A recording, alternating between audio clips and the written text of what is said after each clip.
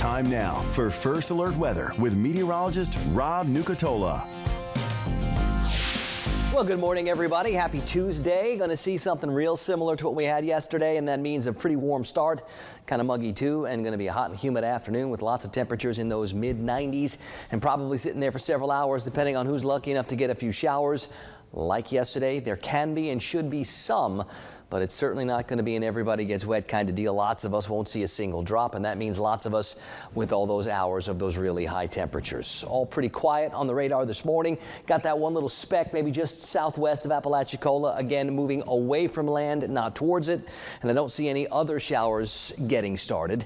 Had no report from Thomasville right now, but I do in Tallahassee and Valdosta at 76 degrees in both spots. Dew points 73 or 74, so it is a little uncomfortable outside, and it's going to be that way from start to finish. Most of our temperatures tightly grouped in that like 73 to 76 range, a smidge warmer at Apalachicola where it's 78. Today, like yesterday, the breeze will be mostly from the east, and I do think it'll be something that we notice, but nothing that we're going to call windy or anything. Got a couple of reduced visibilities in some of our easternmost areas, and now that's starting to spread a little bit more west. Moultrie, our visibility is down to 1.5 miles, and Live Oak, it's 2.5 miles, and I do think fog is something that we probably will have to contend with. Hopefully there'll be enough of a breeze to stir things up, but we do have a lot of available moisture, and that's where that fog comes from.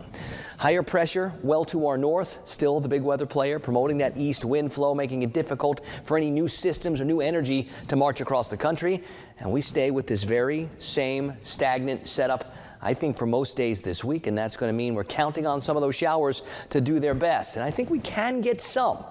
But I don't expect it to be widespread. Everybody gets wet rain. And if we have to wait till 6, 7, 8 p.m. for them to start, then it's a lot of hours before the showers do anything. So we're hoping we get at least some. I think the chance is there each of the next few days, but it's not a great chance. And it's by no means and everybody is going to get wet kind of rain setup. So scattered showers later in the afternoon seem to be the best bet. East and south seem to be the most likely locations, but hopefully we'll find a few more in a few more spots. Let's talk tropics. Things still pretty quiet in the Gulf. That little hiccup that was up against the Texas coast is gone. Anything that's been trying in the Caribbean doesn't really look like it's got a tropical shape to it.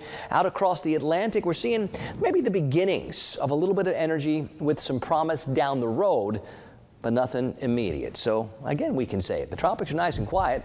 We love them to stay just the way they are right now. On the Gulf close to home, I'm going to go with hot and humid, scattered showers in the forecast. I think there'll be some. Winds out of the east today, 5 to 15, seas 1 to 3 feet, and we'll go with very high on the UV index, so down from the extreme, okay, but we're still talking 15, 20 minutes, unprotected skin will burn, so make sure you get those sunblock on.